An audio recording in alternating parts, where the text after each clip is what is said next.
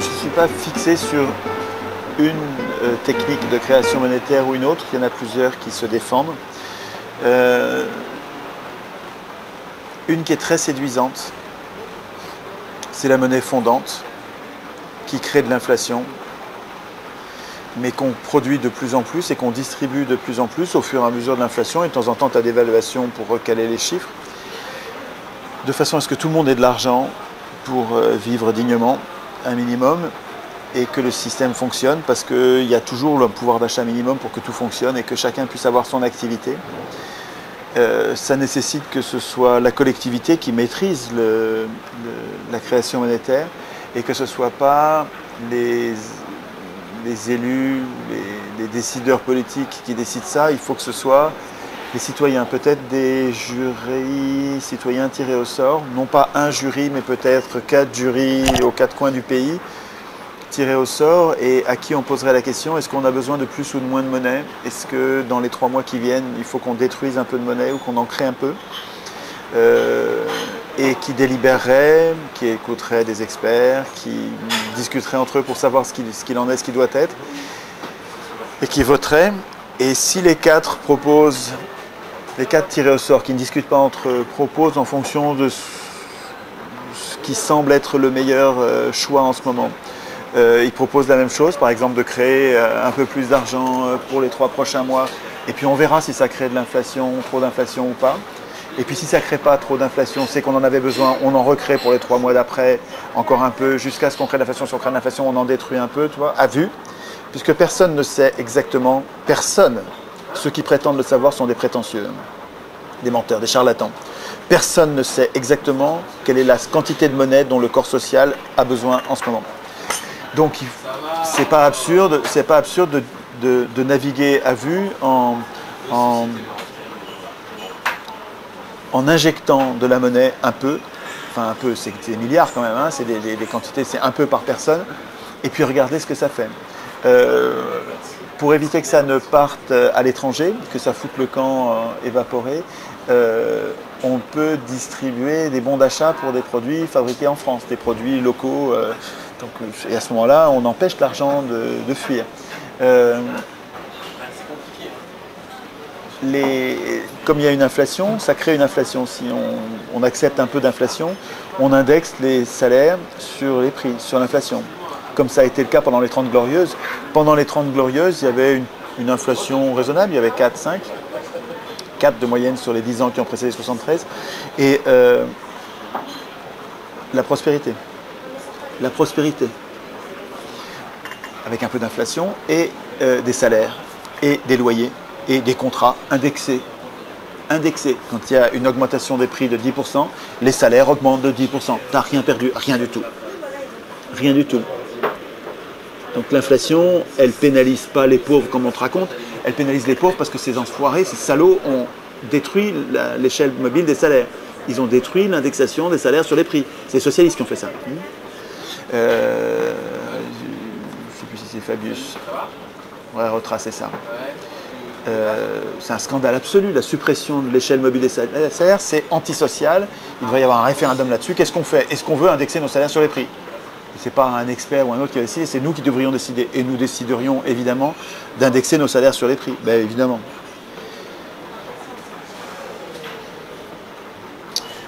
Sur le financement de l'économie, un État qui aurait récupéré la création monétaire, création publique, serait capable de financer les investissements publics sans avoir besoin d'emprunter auprès des marchés financiers et donc sans payer un intérêt non nécessaire et ruineux.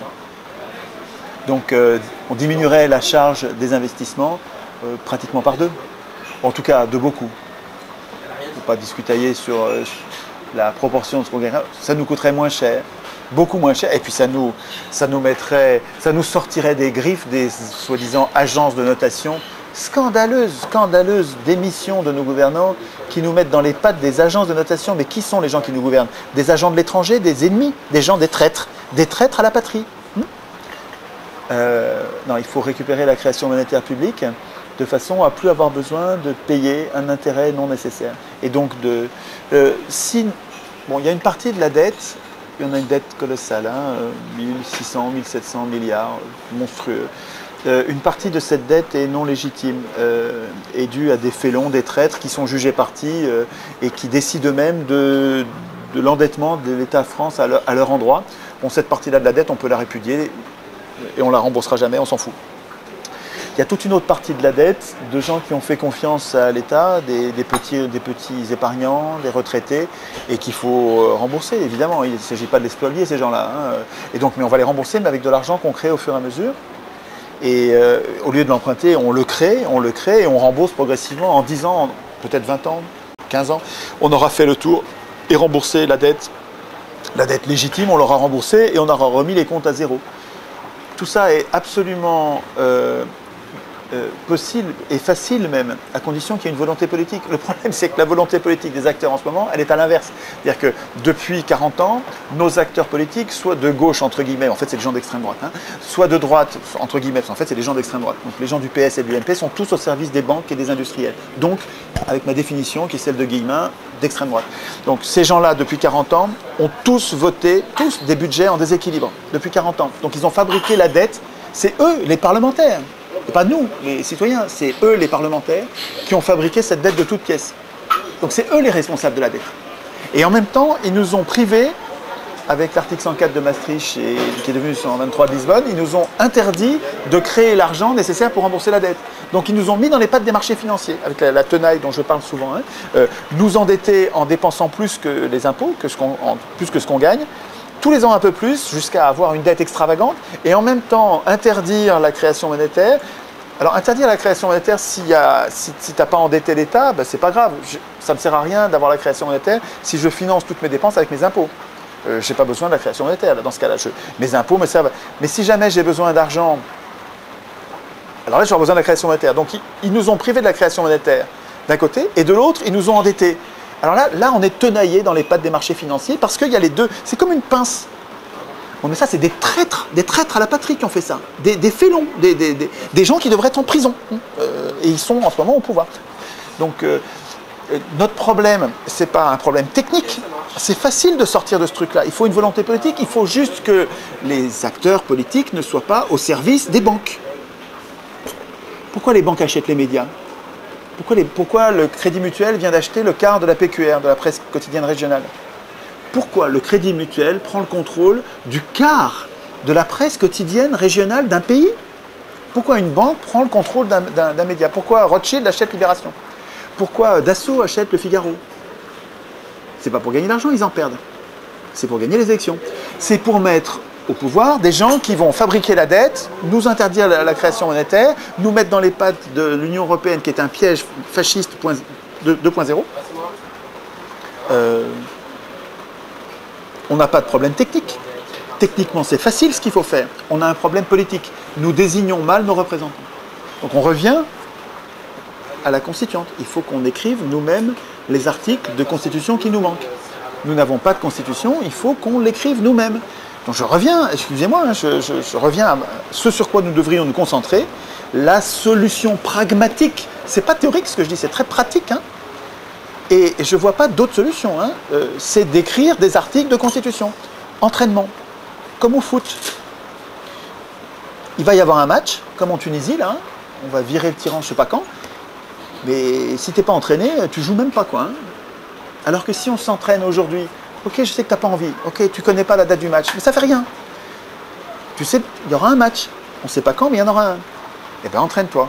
Écris les articles de constitution. Écris les articles qui rétablissent la création monétaire, le revenu de base qui est distribué à tout le monde à partir de cette création monétaire, l'indexation des salaires sur les prix, le financement des investissements par la cotisation sociale au lieu de le faire par les marchés. On n'a pas besoin de l'argent des riches.